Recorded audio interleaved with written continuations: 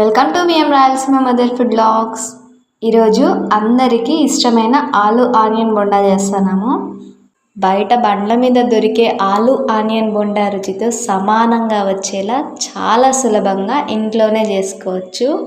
నిజం చెప్పాలంటే వాటికన్నా మనం చేసుకున్న బొండాలే చాలా రుచిగా వస్తాయి. వీటిని ఎక్కువగా పెళ్ళిళ్ళల్లో ఫంక్షన్స్లలో పెడతా ఉంటారండి. ఈ బోండాని ఉదయం టిఫిన్లా అయినా లేదా సాయంత్రం టీ టైం స్నాక్స్లా అయినా చేసుకోవచ్చు. మేము చేసినట్టు చేసుకుంటే దీంట్లోకి ఎలాంటి చట్నీ లేకుండా ఒట్టి తిన్నా చాలా బాగుంటాయండి. ఈ రెసిపీని ఫస్ట్ నుంచి లాస్ట్ వరకు స్కిప్ చేయకుండా చూసి మీరు కూడా ట్రై చేయండి. చాలా రుచిగా మీరే చేసేస్తారు. ఇంకా తయారీ విధానం చూద్దాము.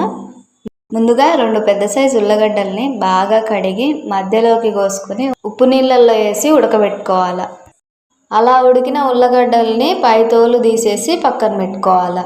మళ్ళా పొయ్యి మీద గోలం పెట్టి దాంట్లోనే 3 చెంచాల నూనె వేసి కాగినాక 1 చెంచా ఆవాలు 1 చెంచా జీలకర్ర వేసి చిటపట అన్నాక రుచికి సరిపడా ఉప్పు, సన్నగా కోసుకున్న 3 పచ్చిమిర్చి లేదా పచ్చిమిర్చి పేస్ట్ ఏదో ఒకటి వేసి 1 నిమిషం పాటు వేయించుకొని దాంట్లోనే కరివేపాకు, 1 చెంచా అల్లం వెల్లుల్లి పేస్ట్, 1/2 చెంచా పసుపు వేసి బాగా పచ్చివాసన పోయేంత వరకు వేయించుకోవాలి.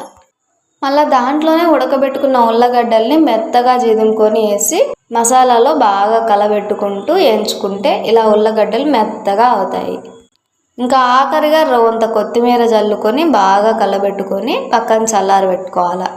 ఇప్పుడు 1 కప్పు జల్లించిన శనగపిండిలో సరిపడా ఉప్పు, రవ్వంత పసుపు వేసి బాగా కలబెట్టుకొని సరిపడా నీళ్లు విడదల వారీగా పోసుకుంటూ పిండిని వేగంగా 4-5 నిమిషాలు బీట్ చేసుకోవాలి. ఇలా శనగపిండిని బీట్ చేసుకుంటే రంగు మారి తేలికబడుతుంది.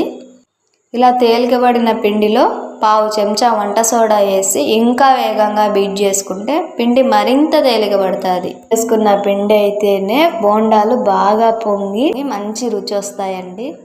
ఇంకా దీంట్లోనే కొన్ని పొడవుగా కోసుకున్న ఎర్రగడ్డలు వేసి బాగా కలుపుకోవాలి. ఎప్పుడైనా బోండాలకి పిండి తక్కువ ఎర్రగడ్డలు ఎక్కువగా వేసుకుంటే బోండా చాలా రుచిగా వస్తుందండి. ఇలా పిండిని బాగా కలుపుకొని పక్కన పెట్టుకోవాలి. ఇప్పుడు పొయ్యి మీద గోళంలో నూనె పెట్టి బాగా కాగినాక ముందుగా తయారు చేసుకున్న స్టఫింగ్ని చేత్తో ఉండ చేసుకొని బీట్ చేసుకున్న శనగపిండిలో వేసి అన్ని వైపులా పిండి పట్టేలా బాగా కోట్ చేసుకోవాలి. ఇలా బాగా అన్ని వైపులా శనగపిండిని కోట్ చేసుకుంటూ వేడి వేడి నూనెలో వేసుకుంటూ వేయించుకోవాలి. కాసేపు తర్వాత 2 వైపులా తిప్పుకుంటూ వేయించుకోవాలి. చూడండి, బోండాలు ఇలా లేత బంగారపు రంగులోకి మారినాక నూనెలో నుంచి తీసి ఒక ప్లేట్లో వేసుకోవాలి.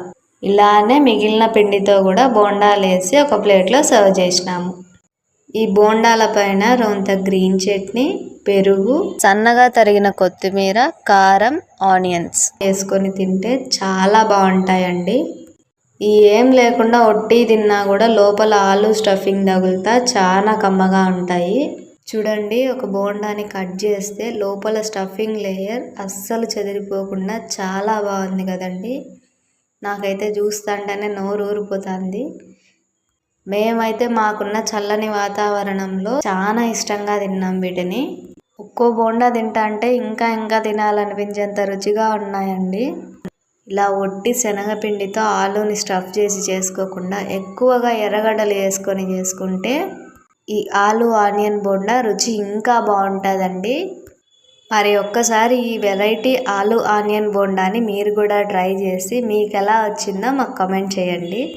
మీకోసం ఎన్నో రకాల రాయలసీమ వంటలు చేసి పెడతాను అత్తమ్మ. ఇంకా కొత్తగా ఆలోచించి వ్యూస్ పెరగాలని రోజు మీకోసం వంటలు పెడుతున్నారు. మా అత్తమ్మ చేసే వంటలు ఒకసారి చేసుకుంటే ఎవరైనా ఇంకా ఇలానే చేసుకోవాలనుకుంటారండి. అంత నచ్చుతాయి. ఎవరికైనా చాలా బాగా నచ్చుతాయండి.